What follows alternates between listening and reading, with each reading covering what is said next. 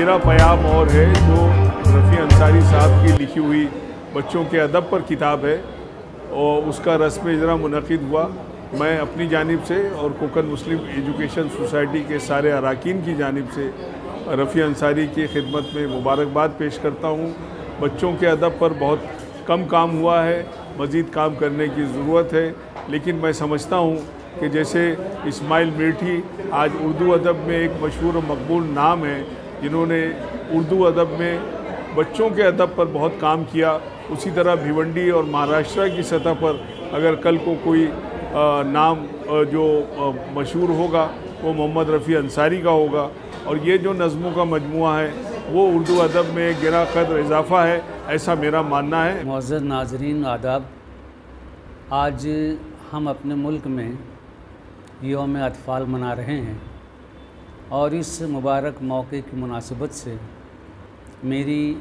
बच्चों के लिए लिखी गई नज़मों का एक मजमुआ जिसका उन्वान मेरा पयाम और है इस मौके पर मंजर आम पर आई है और इसके लिए भिवंडी के उर्दू बसेरा हॉल में एक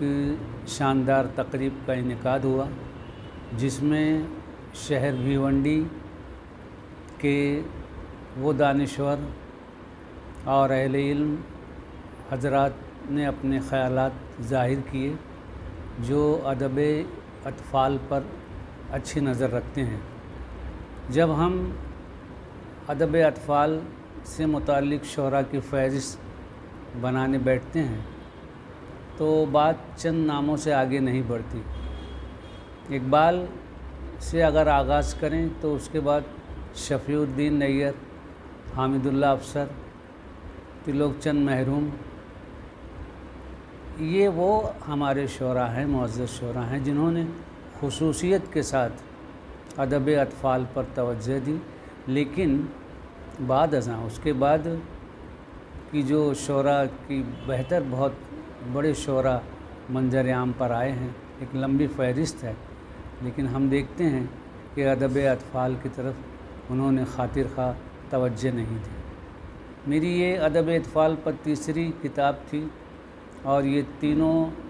बच्चों की नज़मों के मजमूए हैं। पहली किताब ज़मीन के तारे थी, दूसरी जुग जुग जियो और ये तीसरी मेरा पयाम और है। मैंने अपनी नज़मों में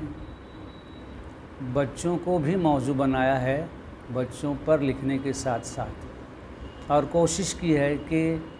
ऐसे मौज़ूआत उनके लिए मुंतख़ब करूं जो हमारी मौजूदा और तेज़ रफ्तार ज़िंदगी से मुताबिकत रखते हों। साथ ही इन नज़मों के ज़रिए मैंने उनमें इल्म,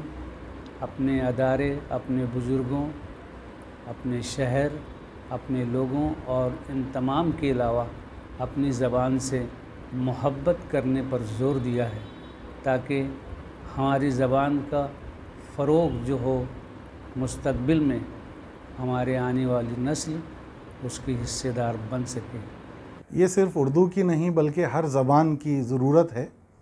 कि उसमें नए पढ़ने वाले पैदा होने चाहिए, और इसके लिए हर ज़बान बच्चों के अदब की तख्लीक़ पर बहुत ज़रूर तवज्जो देती है। और उर्दू में भी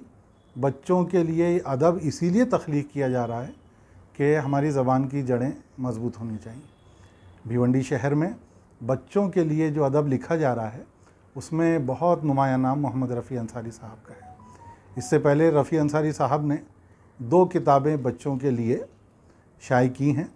और आज उनकी एक तीसरी किताब जिसमें बच्चों के लिए नज़में, आज़ाद नज़में और ख़ास तौर से हमारी जो असलाफ़ हैं उनमें से अहम शख्सियात पर नज़में बच्चों की ज़हनी और अखलाक़ी तरबियत के लिए नज़्म की गई हैं, और आज Raees high school and junior college के बैनर तले उस किताब का इजरा हुआ है। और रफ़ी साहब की किताब मेरा पयाम और है, ये भिवंडी की पहली अदबी किताब है जो बच्चों के लिए लिखी गई है, बच्चों की शायरी के ताल्लुक़ से ये पहली किताब है। اس حساب سے بھی محمد رفیع انصاری کو اولویت حاصل ہے کہ انہوں نے بھیونڈی کو پہلی کتاب بچوں کے شعری مجموعہ کا دیا، اس لیے میں انہیں مبارکباد دیتا ہوں۔ مجھے بہت خوشی ہے کہ رفیع صاحب کا تیسرا مجموعہ اب منظر عام پر آ چکا ہے، اور یہ بچوں کے لیے اس میں بہت ساری سبق آموز نظمیں ہیں جو ان کی اخلاقی اور ذہنی تربیت کے لیے انتہائی کارآمد ہیں۔